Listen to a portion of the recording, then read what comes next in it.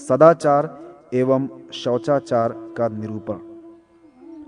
सूत जी ने कहा, हे शौनक, श्री हरि से सुनकर ब्रह्मा जी ने व्यास से सब कुछ देने वाले ब्राह्मणादि वर्णों के सदाचार को जैसे कहा है उसी प्रकार मैं कहता हूँ। श्रुति, वेद और स्मृति धर्म शास्त्र का भली प्रकार से अध्ययन करके श्रुति प्रतिपादित कर्म का पालन करना चाहिए, क्योंकि श्रुति ही सब कर्मों का मूल है।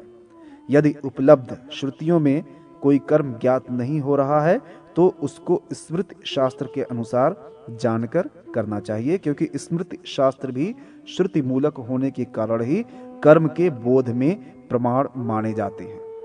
और स्मार्त धर्म के पालन में असमर्थ होने पर विद्वान व्यक्ति को चाहिए कि वो सदाचार का पालन करे। कर्म मार्ग का दर्शन कराने के लिए श्रुति तथा स्मृति ये नेत्र स्वरूप हैं। श्रुति में कहा गया धर्म परम धर्म है। स्मृति और शास्त्र से प्रतिपादित धर्म अपर धर्म है।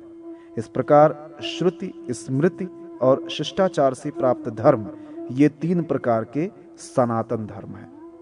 सत्य, दान, दया, निर्लोभता, विधा, यज्ञ, पूजा और इंद्रिय दमन ये शिष्टाचार के 8 पवित्र लक्षण कहे गए हैं। पूर्व काल में लोगों के शरीर और इंद्रिय सत्व गुण प्रधान एवं तेजोमय होते थे।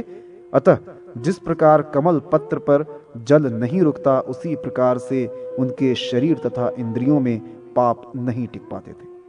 सत्व गुण के विकास के लिए सनातन धर्म, वर्णाश्रम धर्म, सदाचार आदि के पालन का सर्वाधिक महत्व है और इनकी प्रमुखता युग विशेष, स्थान विशेष, भारतवर्ष आदि की दृष्टि से निर्धारित होती है। इसी दृष्टि से यहाँ इतना निरूपण किया जा रहा है। सत्य, यज्ञ, तप तथा दान ये धर्म के लक्षण हैं। बिना दिए गए द्रव्य को ग्रहण न करना, दान, अध्ययन, जप, विधा, धन, तपस्या, पवित्रता, श्रेष्ठ कुल में जन्म, निरोगता और संसार के बंधन से मुक्ति आदि के मूल में धर्म का आचरण ही प्रधान है। धर्म से सुख तथा तत्व ज्ञान की प्राप्ति होती है और इस तत्व ज्ञान से ही मोक्ष प्राप्त होता है। शास्त्रों के अनुसार पालन किए जाने योग्य तथा सनातन काल से चले आ रहे यज्ञ, अध्ययन और दान ब्राह्मण, क्षत्रिय और वैश्य के सामान्य धर्म है। यज्ञ करना, अध्यापन तथा सदाचारवान विशुद्ध अधिकृत व्यक्ति से प्रतिग्रह, दान लेना ये 3 प्रकार की वृत्ति जीविका मुनियों ने श्रेष्ठ ब्राह्मण वर्ण के लिए कही है। शास्त्रोपजीवी होना तथा प्राणियों की रक्षा करना क्षत्रिय वर्ण का धर्म है। पशुपालन, कृषि कर्म तथा व्यापार वैश्य वर्ण की वृत्ति कही जाती है। द्विजाति में भी आनुपूर्वी क्रम से सेवा करने का विधान है। शूद्र का तो एकमात्र कर्तव्य है द्विजाति की सेवा करना। गुरु के सानिध्य में रहना, अग्नि की शुश्रूषा, अग्निहोत्र करना तथा स्वाध्याय करना यह ब्रह्मचारी का धर्म है। वो तीनों संध्याओं में स्नान कर संध्याकालीन व्रत का पालन करे, स्नान कर्म से निवृत्त होकर भिक्षाचरण करे, तदनंतर गुरु के प्रति दत्तचित्त रहकर उनकी ही सेवा में आजीवन लगा रहे। वह नैष्ठिक ब्रह्मचारी कटि प्रदेश में मूंज की मेखला, सिर पर जटा, हाथ में दंड धारण करे। वह जटाओं को धारण न करके सिर का मुंडन भी करा सकता है, किंतु उसको गुरु के आश्रय में ही रहना चाहिए। अग्निहोत्र धर्म का पालन तथा कहे गए अपने विहित कर्मों के अनुसार जीविका का पालन, पर्व की रात्रि को छोड़कर अन्य रात्रियों में धर्म पत्नी के साथ रति यथा शास्त्र, देवता, पितर तथा अतिथि गणों की विधिवत पूजा में अहर्निश संलग्न रहना और श्रुतियों एवं स्मृतियों में कहे गए धर्मों के अनुसार अर्थोपार्जन करना यह गृहस्थों का धर्म है। जटाधारण, अग्निहोत्र का पालन, पृथ्वी पर शयन, मृग चर्म का धारण, वन में निवास, दूध, मूल, फल तथा निवार का भक्षण, निषिद्ध कर्म का परित्याग, तीनों संध्याओं में स्नान, ब्रह्मचर्य का पालन और देवता तथा अतिथि की पूजा यह वानप्रस्थी का धर्म है। सभी प्रकार के आरंभों का परित्याग, भिक्षा से प्राप्त अन्न का भोजन, वृक्ष की छाया में निवास, अपरिग्रह, अद्रोह, सभी प्राणियों में समान भाव, प्रिय तथा अप्रिय की प्राप्ति में एवं सुख एवं दुख में समान स्थिति, शरीर की बाह्य एवं आभ्यंतरिक शुद्धता, वाणी में संयम, परमात्मा का ध्यान, सभी इंद्रियों का निग्रह, धारण तथा ध्यान में तत्परता और भाव शुद्धि, ये सभी परिव्राजक अर्थात सन्यासी के धर्म कहे गए हैं। अहिंसा, प्रिय और सत्य वचन, पवित्रता, क्षमा तथा दया सभी आश्रमों और वर्णों का सामान्य धर्म है। जैसा पूर्व में कहा गया है, उसी के अनुसार शास्त्र विहीन अपने अपने धर्मों का पालन करने वाले सभी लोग परम गति अर्थात मोक्ष को प्राप्त करते हैं। हे शौनक, अब मैं प्रातः काल जागने से लेकर रात्रि में सोने तक पालन करने योग्य गृहस्थ के धर्म का वर्णन करता हूँ। गृहस्थ में ब्राह्म मुहूर्त में निद्रा का परित्याग करके धर्म और अर्थ का भली भांति चिंतन करना चाहिए तथा शारीरिक कष्ट, उसकी उत्पत्ति के कारण और वेदों में कहे गए तत्वार्थ का भी विचार करना चाहिए। ब्राह्म मुहूर्त में उठकर शौचादिक क्रियाओं से निवृत्त होकर स्नान करना चाहिए और निर्लस भाव से समाहित चित्त होकर सांध्योपासन करना चाहिए। दंत धावन एवं स्नान के अनंतर ही प्रातःकालीन सांध्योपासन करना चाहिए। दिन में मूत्र और मल का परित्याग उत्तराभिमुख होकर करें, रात्रि में दक्षिणाभिमुख होकर करें। दोनों संध्या काल में दिन के समान ही उत्तराभिमुख होकर मल मूत्र त्याग करना चाहिए।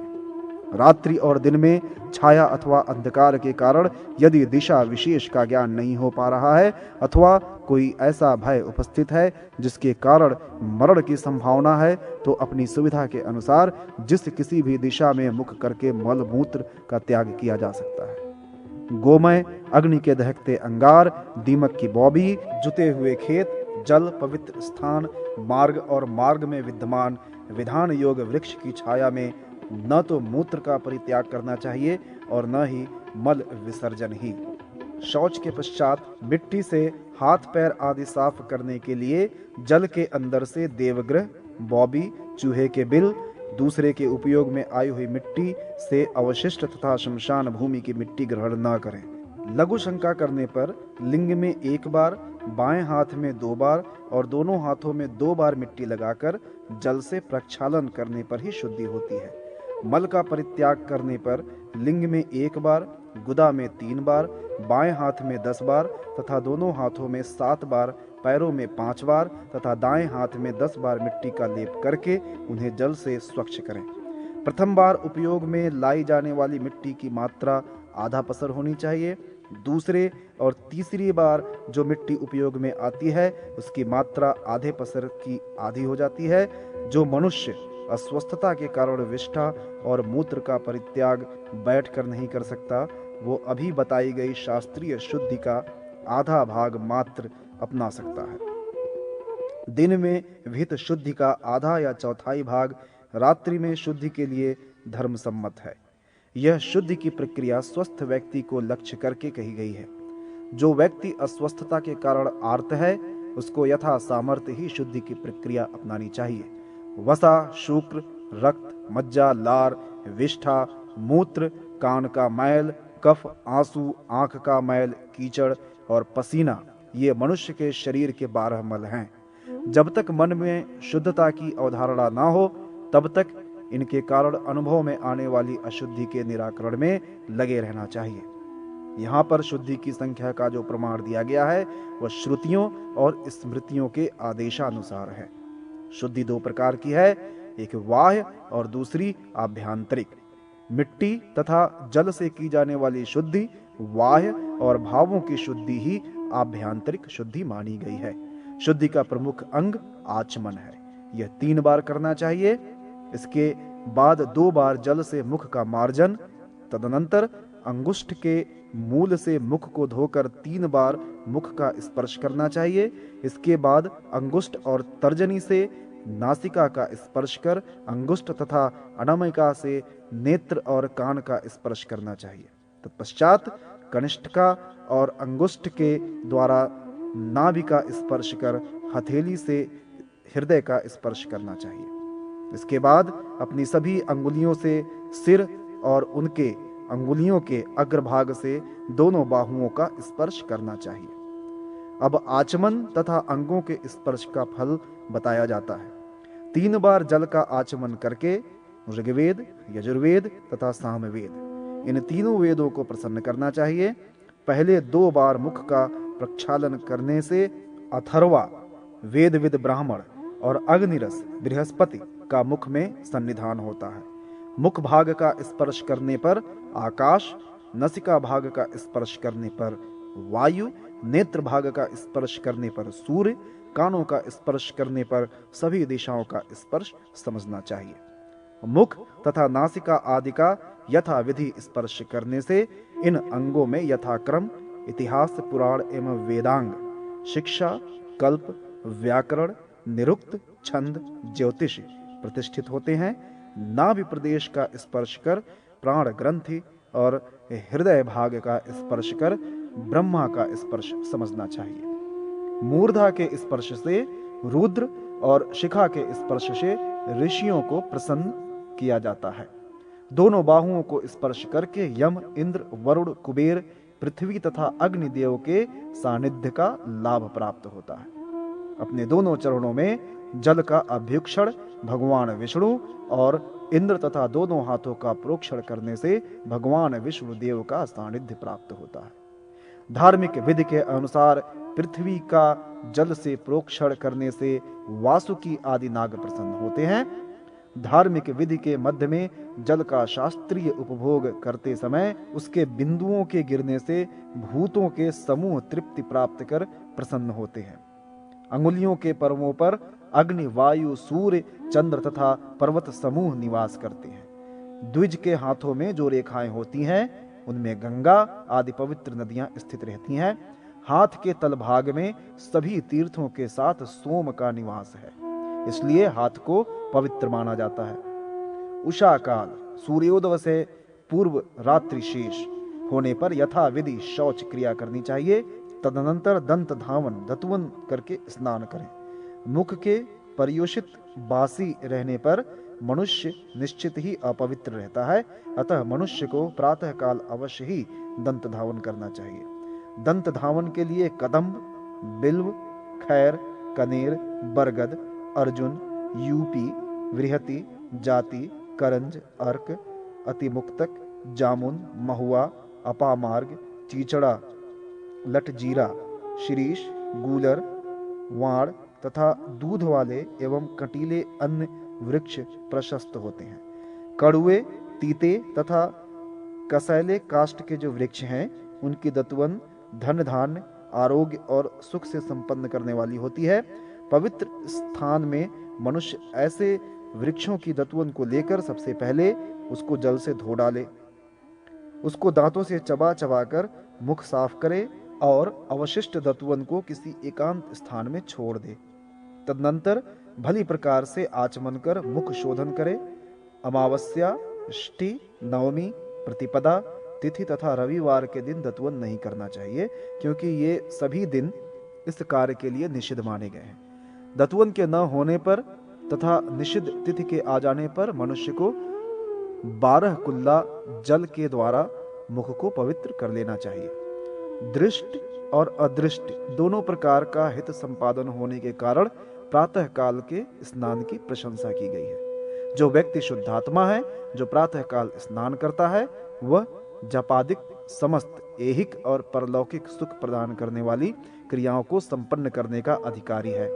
शरीर अत्यंत मलिन है, उसमें स्थित 9 छिद्रों में सदैव मैल निकलता रहता है, अतः प्रातः काल का स्नान शरीर की शुद्धि का हेतु, मन को प्रसन्न रखने वाला तथा रूप और सौभाग्य की वृद्धि करने वाला है। यह शोक और दुख का विनाशक है, अतः मनुष्य प्रातः काल गंगा स्नान के समान ही स्नान की क्रिया संपन्न करे। ज्येष्ठ मास के शुक्ल पक्ष की हस्त नक्षत्र से युक्त 10वीं तिथि में 10 पापों को हरण करने का सामर्थ्य है। इस पुण्य तिथि में स्नान करने से दान न देने का पाप, विरुद्ध आचरण, हिंसा, परदारोप सेवन, कटु और झूठ भाषण, चुगलखोरी, असंबद्ध प्रलाप, परद्रव्यापहरण और मन से अनिष्ट चिंतन करने से होने वाला पाप, इन पापों के विनाश के लिए आज मैं गंगा स्नान कर रहा हूं, यह संकल्प लेकर मनुष्य प्रातः काल स्नान करे। वानप्रस्थी तथा गृहस्थ को प्रातःकाल संक्षिप्त स्नान करना चाहिए। सन्यासी के लिए दिन की तीनों प्रातः, मध्याह्न, सायं संध्याओं में स्नान करना अपेक्षित है। ब्रह्मचारी को सकृत स्नान करना चाहिए। आचमन करके, तीर्थों का आवाहन करके, अव्यय भगवान विष्णु का स्मरण करते हुए स्नान करना चाहिए। शास्त्रों में 3 करोड़ मंदेह नामक राक्षस माने गए हैं। वे दुरात्मा राक्षस सदैव प्रातः काल उदित हो रहे सूर्य देव को खा जाने की इच्छा करते हैं। अतः सूर्योदय से पूर्व स्नान करके संध्योपासन कर्म नहीं करना सूर्य देव का ही घातक है। जो लोग यथाविधि स्नान कर यथाधिकार संध्योपासन करते हैं, वे मंत्र से पवित्र किए गए अनल रूपी अर्ध जल से उन मंदेह राक्षसों को जला देते हैं। दिन और रात्रि का जो संधि काल है, वही संधि काल 45 मिनट होता है।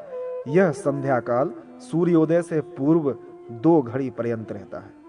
संध्या कर्म के समाप्त हो जाने पर यथाधिकार स्वयं हवन कार्य करना चाहिए। स्वयं हवन करने से जितना फल प्राप्त होता है, उतना अन्य किसी के द्वारा कराने से नहीं होता। ऋत्विक, पुत्र, गुरु, भाई, भांजा और दामाद के द्वारा ये कार्य हो सकता है, क्योंकि उन लोगों के द्वारा किया गया हवन स्वयं का ही माना गया है। गार्हपत्य अग्नि को ब्रह्मा, दक्षिणाग्नि को शिव और आहवनीय अग्नि को विष्णु तथा कुमार को सत्य स्वरूप कहा जाता है। यथोचित समय पर हवन करके सूर्य मंत्र का जप करना चाहिए। तदनंतर एकाग्रचित होकर सावित्री और प्रणव ओमकार मंत्र का जप करना चाहिए। प्रणव, सप्त व्याहित और त्रिपदा सावित्री मंत्र का निरंतर यथा समय नियत रूप से जप करने से संसार में किसी भी प्रकार का भय नहीं रहता। जो उपासक प्रातः काल उठकर नित्य गायत्री मंत्र का जाप करता है, वह कमल पत्र की भांति पाप से संलिप्त नहीं होता। देवी गायत्री का स्वरूप इस प्रकार है। श्वेत वर्णा समुद्धिष्ठाता कौशेय वसना तथा अक्ष सूत्रधरा देवी पद्मासनगता शुभा। अर्थात गायत्री देवी श्वेत वर्ण वाली है, कौशेय रेशमी वस्त्र तथा अक्ष माला एवं सूत्र यज्ञ सूत्र यज्ञोपवीत से विभूषित होकर सुंदर पद्मासन पर विराजमान रहती हैं। इसी रूप में विधिवत ध्यान करके तेजोसी इस यजुर्वेद के मंत्र से आवाहन कर गायत्री देवी की उपासना करनी चाहिए। प्राचीन काल में देववर्ग तथा मंत्रों का साक्षात्कार करने की इच्छा रखने वाले ऋषिगण यजुर्वेद के इसी मंत्र का प्रयोग करते थे। अतः सूर्यमंडल के मध्य विराजमान तथा ब्रह्मलोक में भी निवास करने वाली देवी का आवाहन करके गायत्री मंत्र का जप करना चाहिए। तत्पश्चात नमस्कार करके उनका गायत्री देवी का विसर्जन करना चाहिए। पूर्वाह्न काल में देवताओं की पूजा करना चाहिए। भगवान विष्णु से बढ़कर अन्य कोई देवता नहीं, अतएव साधक को सदैव उनकी पूजा करनी चाहिए। विद्वान व्यक्ति को चाहिए कि ब्रह्मा, विष्णु और शिव इन 3 देवों के प्रति पृथक भाव भेद बुद्धि न रखे। इस संसार में 8 मंगल हैं: ब्राह्मण, गौ, अग्नि, हिरण्य, सोना, घृत, सूर्य, जल और राजा। सदैव इनका दर्शन एवं पूजन करना चाहिए और यथा संभव इन्हें अपने दाहिने करके ही चलना चाहिए। ब्राह्मण पहले वेद का अध्ययन करे, उसके बाद चिंतन, अभ्यास तथा जप करके उसका दान शिष्यों को दे, अर्थात अपने शिष्यों को वेदाध्ययन कराए। वेदाभ्यास का यही 5 प्रकार है: वेदार्थ, यज्ञ क्रम प्रतिपादक, शास्त्र और धर्म शास्त्र की पुस्तकों का पारिश्रमिक देकर जो लेखन कार्य कराता है और उसे योग्य अधिकारी को प्रदान करता है, वह वैदिक वेद में युक्त लोक को प्राप्त करता है। जो इतिहास पुराण के ग्रंथों को लिख कर दान देता है, वह ब्रह्म वेद दान से होने वाले पुण्य का दुगुना पुण्य प्राप्त करता है। दिन के तीसरे भाग में अपने पोष्य वर्ग के प्रयोजन को पूर्ण करना चाहिए। माता, पिता, गुरु, भ्राता, प्रजा, दीन, दुखी, आश्रित जन, अभ्यागत, अतिथि और अग्नि, ये पोष्य वर्ग कहे गए हैं। पोष्य वर्ग का भरण पोषण करना स्वर्ग का प्रशस्त साधन है। अतः मनुष्य को पोष्य वर्ग का पालन पोषण प्रयत्न पूर्वक करना चाहिए। इस संसार में उसी व्यक्ति का जीवन श्रेष्ठ है जो बहुतों के जीवन का साधक बनता है, अर्थात बहुतों का पालन पोषण करता है। जो मात्र अपने भरण पोषण में लगे रहते हैं वे जीवित रहते हुए भी मरे हुए के समान हैं, क्योंकि अपना पेट पालन तो कुत्ता भी करता है। व्यवहार में अर्थ का महत्व है। जैसे नदियों में मूल पर्वत है, वैसे ही समस्त कार्यों का मूल अर्थ है। इसलिए अर्थ को उत्पन्न करना एवं बढ़ाना आवश्यक होता है। अर्थ उसे ही कहते हैं जो हमारे सभी कार्यों की संपन्नता में अनिवार्य रूप से उपयोगी हो। इसी दृष्टि से सभी रत्नों की निधि पृथ्वी, धान्य, पशु, स्त्रियां आदि अर्थ माने जाते हैं। इस तरह अर्थ का महत्व होने पर इसके अर्जन में संयम आवश्यक है। अतएव विशेषकर ब्राह्मण को अपनी जीविका के लिए अर्थार्जन करते समय यह ध्यान रखना चाहिए कि यदि आपत्ति काल नहीं है तो किसी भी प्राणी के साथ द्रोह न करना पड़े अथवा कम से कम द्रोह करना पड़े। धन 3 प्रकार का माना गया है, शुक्ल, शबल, मिश्रित और कृष्ण। उस धन के 7 विभाग हैं। सभी वर्णों को प्राप्त होने वाला धन 3 प्रकार का होता है। पहला, दाय भाग के अनुसार वंश परंपरा से यथाधिकार प्राप्त धन। दूसरा, प्रेम के कारण किसी के द्वारा दिया गया धन। और तीसरा, यथा विधि विवाहित पत्नी के साथ प्राप्त धन। इसके अतिरिक्त ब्राह्मण के लिए 3 प्रकार के विशेष धन हैं। याजन, यज्ञ कराने से प्राप्त, अध्यापन से प्राप्त तथा विशुद्ध प्रतिग्रह सत्य पात्र से लिया गया धन। क्षत्रिय वर्ण का विशेष धन भी 3 प्रकार का कहा गया है। कर से प्राप्त धन उसका पहला धन है, दूसरा धन दंड द्वारा प्राप्त तथा तीसरा धन वो है जो विजय द्वारा प्राप्त हो। वैश्य का भी 3 प्रकार का विशेष धन है, खेती से प्राप्त, गोपालन से प्राप्त तथा व्यापार से प्राप्त। शूद्र का विशेष धन एक ही प्रकार का है जो उपर्युक्त वर्णों की कृपा से उसको प्राप्त होता है। आपत्ति काल में ब्राह्मण एवं क्षत्रिय स्वयं ब्याज से, खेती से तथा व्यापार से धन अर्जित कर सकते हैं। आपत्ति काल में ऐसा करने पर पाप नहीं होता। ऋषियों के द्वारा जीवन यापन के लिए बहुत से उपाय बताए गए हैं। उनमें कुसीद, ब्याज सभी वर्णों के लिए बताए गए विशेष उपायों की अपेक्षा अधिक है। अनावृष्टि, राजभय तथा चूहा आदि जीव जंतुओं के उपद्रव से कृषि आदि में बाधा आ जाती है, किंतु कुसीद वृत्ति में यह बाधा नहीं आती। शुक्ल पक्ष हो, कृष्ण पक्ष हो, रात्रि हो, दिन हो, गर्मी हो, वर्षा अथवा शीत हो, सभी दशाओं में कुसीद से होने वाली धन वृद्धि रुकती नहीं, अर्थात सूद पर दिया गया धन बढ़ता ही रहता है। नाना प्रकार के व्यापारिक कार्यों में संलग्न वणिक जनों की जो धन की अभिवृद्धि दूसरे देश में जाने से होती है, वही अभिवृद्धि कुसीद वृत्ति करने से घर में बैठे ही बैठे प्राप्त हो जाती है। शास्त्र सम्मत विधि से अर्जित धन के लाभांश से सभी लोगों को पितृगण, देवगण तथा ब्राह्मणों की पूजा करनी चाहिए। ये संतुष्ट होकर धन अर्जन में अज्ञानवश हुए दोष को निःसंदेह शांत कर देते हैं। जो वाणिक ब्याज के द्वारा धनार्जन के लिए वस्त्र, गौ तथा स्वर्णादि देता है, और जो किसान अन्न पेय पदार्थ, सवारी, शैया तथा आसन आदि ब्याज वृत्ति में देता है, वह उपार्जित धन का 20वां भाग और पशु स्वर्णादि का 100वां भाग राजा को देकर शेष बचे हुए धन से चतुर्थांश से जौ, यव आदि विभिन्न वस्तुओं का संचय करे। 2/4 अर्थात आधे धन का उपयोग अपने भरण पोषण तथा नित्य नैमित्तिक कार्य के लिए होना चाहिए। जो 1/4 धन शेष बचे उसका उपयोग मूल धन की वृद्धि में करना चाहिए। विधा, शिल्प, वेतन, सेवा, गोरक्षा, व्यापार, कृषि, वृत्ति, भिक्षा और ब्याज, ये 10 जीवन यापन के साधन हैं। ब्राह्मण को सत्पात्र व्यक्ति से दान रूप में प्राप्त धन से अपना निर्वाह करना चाहिए।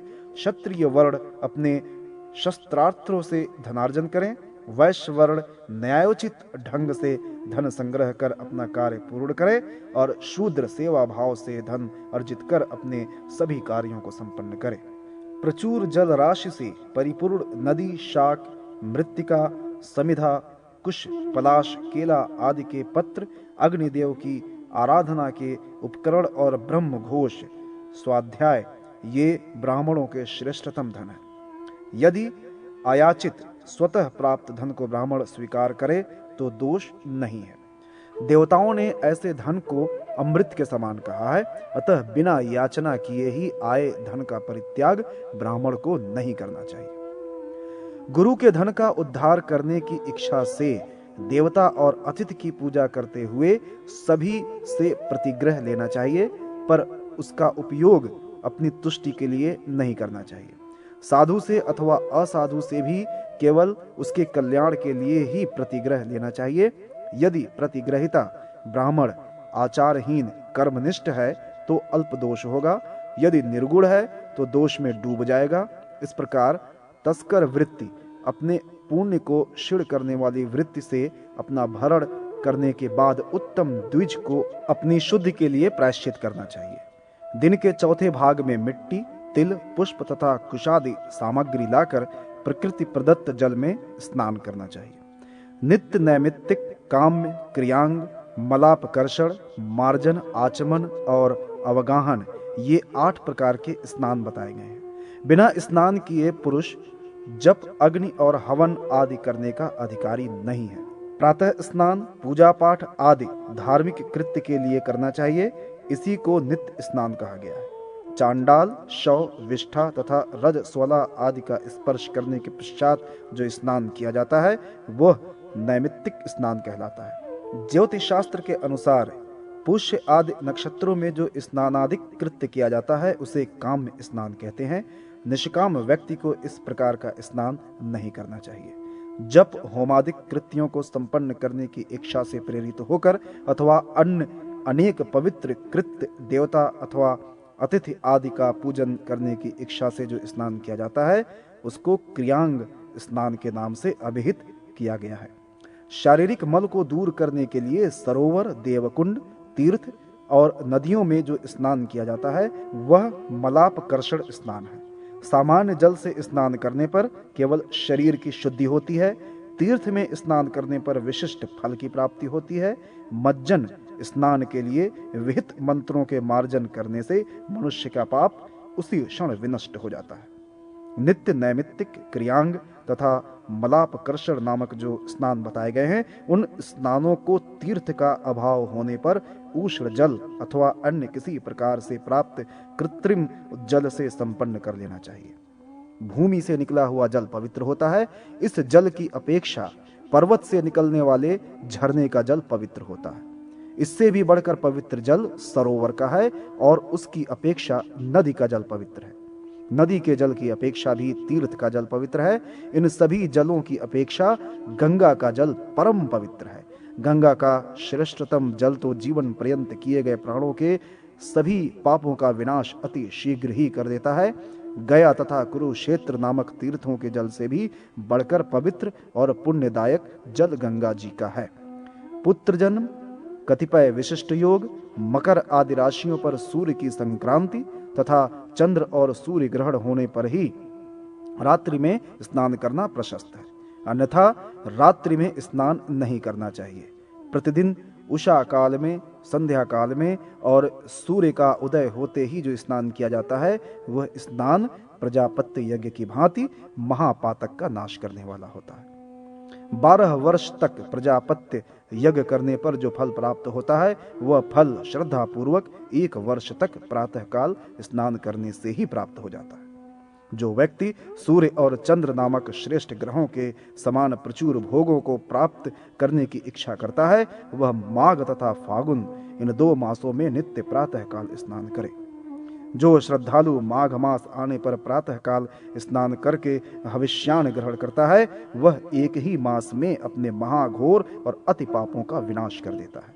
माता पिता, भ्राता, मित्र और गुरु आदि को उद्देश्य बनाकर जो प्रातः काल स्नान करता है उसे शास्त्र निर्दिष्ट पुण्य का 12 गुणित अधिक पुण्य प्राप्त होता है।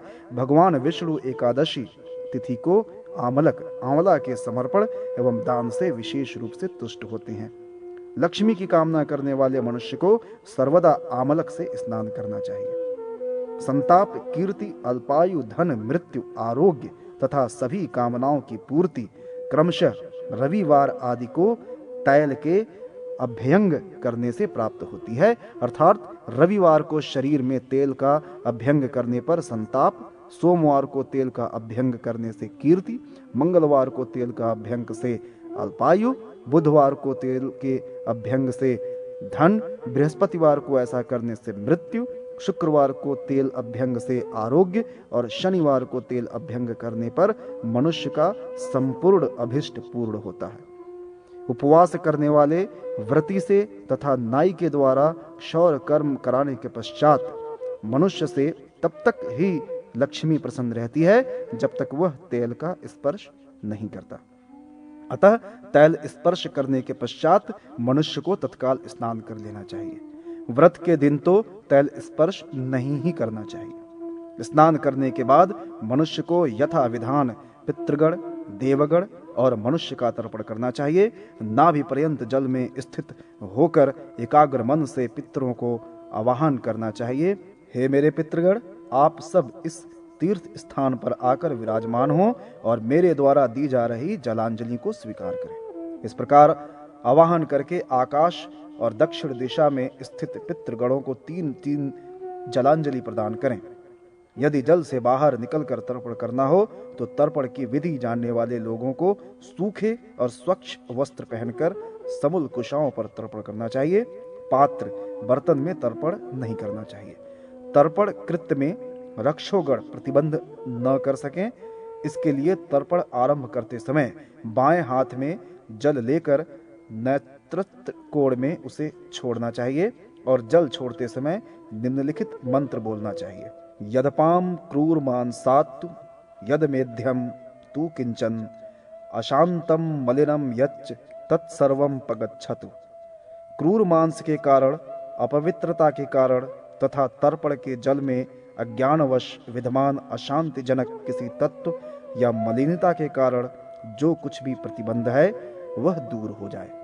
अंत में तर्पण का संक्षेप उपसंहार करते समय 3 जलांजलि निम्नलिखित मंत्रों से देनी चाहिए। निषिद्ध भक्षणाधतु पापाधच्च प्रतिग्राहत दुष्कृतम यच्च में किंचिद्वांगमन काय कर्मभि पुनातु में तदिंत्रस्तु वरुण स बृहस्पति सविता च भगश्चैव मुनयः सनकादाय आ बृहस्तंभ पर्यंतम जगत तृप्यत्यवति ब्रुवन। निषिद्ध भक्षण से, जन्मांतरीय दुष्कर्मों से, प्रतिग्रह, दान लेने से और इस जन्म में शरीर, वाणी एवं कर्म से जो निषिद्ध आचरण हो गए हैं, उनसे उत्पन्न पापों के कारण मुझ में जो अपवित्रता है उसे दूर करके बृहस्पति, इंद्र तथा वरुण मुझे पवित्र करें। सूर्य, यम, देवता विशेष, सनकादि ऋषि और ब्रह्म से लेकर स्तंभ, अति लघु कीट या तृण, समस्त संसार, ये सभी मेरे तर्पण से तृप्त हों। इस प्रकार पितृ तर्पण करके संयमी व्यक्ति को ईर्ष्या, द्वेष आदि से रहित होकर ब्रह्मा, विष्णु और महेश आदि अभीष्ट देवों की पूजा करनी चाहिए। विभिन्न देवता लिंगक, ब्राह्मण, वैष्णव, रौद्र, सावित्र और मैत्रा, वरुण मंत्रों से सभी देवताओं की नमस्कार पूर्वक अर्चा करनी चाहिए। तदनंतर पुनः नमस्कार पूर्वक अर्चित देवों को पृथक पृथक पुष्पांजलियां देनी चाहिए। पुनः सर्वदेवमय भगवान विष्णु और सूर्य की पूजा करने का विधान है। इस पूजा में जो अधिकारी मनुष्य पुरुष सूक्त से भगवान विष्णु को पुष्प तथा जल समर्पित करता है वह संपूर्ण चराचर विश्व की पूजा को संपन्न कर देता है। इन देवों की पूजा अन्य तांत्रिक मंत्रों से भी की जा सकती है। पूजा में सबसे पहले आराध्य देव जनार्दन को अर्घ्य प्रदान करना चाहिए और सुगंधित पदार्थ से उनके विग्रह का विलेपन करना चाहिए। तत्पश्चात उन्हें पुष्पांजलि, धूप, उपहार और फल का नैवेद्य समर्पित करना चाहिए। जल के मध्य स्नान, जल के द्वारा मार्जन, आचमन, जल में तीर्थ का अभिमंत्रण तथा अघमर्षण सूक्त के द्वारा मार्जन नित्य 3 बार करना चाहिए। महात्माओं को स्नान विधि के विषय में यही अभीष्ट है। ब्राह्मण, क्षत्रिय और वैश्य को मंत्र सहित स्नान करना चाहिए। शूद्र वर्ण को मौन होकर नमस्कार पूर्वक स्नान करना चाहिए। अध्यापन, ब्रह्मयज्ञ, तर्पण, पितृयज्ञ, होम, देवयज्ञ, बलि वैश्वदेव, भूतयज्ञ तथा अतिथि का पूजन मनुष्य यज्ञ है। गौवों के गोष्ठ में 10 गुना, अग्निशाला में 100 गुना, सिद्ध क्षेत्र, तीर्थ तथा देवालयों में क्रमशः 1000 गुना, 1,00,000 गुना और 1 करोड़ गुना फल इन कर्मों को करने से प्राप्त होता है। जब यही कर्म भगवान विष्णु के सानिध्य में किए जाते हैं तो इनसे अनंत गुना फलों की प्राप्ति होती है। दिन का यथा योग्य 5 विभाग करके पितृगण, देवगण की अर्चा और मानव के कार्य करने चाहिए। जो मनुष्य अन्नदान करके सर्वप्रथम ब्राह्मण को भोजन कराकर अपने मित्र जनों के साथ स्वयं भोजन करता है, वह देह त्याग के बाद स्वर्ग लोक के सुख का अधिकारी बन जाता है। मनुष्य को सर्वप्रथम मधुर, मध्य भाग में नमकीन और अम्ल से युक्त पदार्थ, उसके बाद कड़वा, तीता और कसैला भोजन करना चाहिए। भोजन के अनंतर दुग्ध पान करना चाहिए। रात में शाक तथा कांदिक पदार्थों को अधिक नहीं खाना चाहिए। एक ही प्रकार के रस में आसक्ति अच्छी नहीं होती। ब्राह्मण का अन्न अमृत के समान, क्षत्रिय का अन्न दुग्ध के समान, वैश्य का अन्न अन्न के समान और शूद्र का अन्न रक्त के समान होता है। जो अमावस्या का व्रत 1 वर्ष तक करता है, उसके यहाँ ऐश्वर्य और लक्ष्मी का अविचल रूप से निवास होता है। द्विजाति के उधर भाग में गायर पत्याग्नि, पृष्ठ भाग में दक्षिणाग्नि, मुख में आहवनी याग्नि, पूर्व में सत्याग्नि और मस्तक में सर्वाग्नि का वास रहता है। जो इन पंचाग्नियों को जान लेता है उसको आहिताग्नि कहते हैं। शरीर को जल, चंद्र तथा विविध प्रकार के अन्न के द्वारा साध्य माना गया है। इस शरीर का उपभोग करने वाले प्राण अग्नि और सूर्य हैं। ये तीनों पृथक पृथक 3 रूपों में ही अवस्थित रहकर एक ही हैं। भोजन के समय यह भावना करनी चाहिए कि पृथ्वी, जल, अग्नि, आकाश और वायु तत्व से युक्त इस मेरे स्थूल शरीर की पुष्टि के लिए प्रयुक्त अन्न शक्ति संचय के लिए होता है। शरीर में पहुंचकर जब यह अन्न भूमि, जल, अग्नि और वायु तत्व के रूप में परिणत हो जाता है तो अप्रतिहत असीम सुख की अनुभूति होती है। इसके भोजन के बाद मनुष्य को अपने हाथ से मुख आदि स्वच्छ कर तांबूल अर्थात पान का भक्षण करना चाहिए। तदनंतर एकाग्रचित होकर इतिहास का श्रवण करना चाहिए। इतिहास और पुराण आदि की कथाओं के द्वारा मनुष्य को दिन के 6ठे और 7वें भाग का समय व्यतीत करना चाहिए। तत्पश्चात स्नान करके पश्चिम दिशा की ओर मुख करके सायंकालीन सांध्योपासना करनी चाहिए। हे ब्राह्मण देव, मेरे द्वारा कहे गए इस विधान के अनुसार अपने कर्तव्यों का पालन करना चाहिए। जो मनुष्य इस सदाचार के अध्याय का पाठ करता है अथवा अपने पुरोहित आदि के द्वारा इसका श्रवण करता है, वह निश्चय ही अपनी मृत्यु के पश्चात स्वर्ग लोक को जाता है। हे द्विज, इन सभी सदाचार एवं धर्म का पालन करने वाला अधिकारी मनुष्य केशव साक्षात विष्णु ही माना गया है।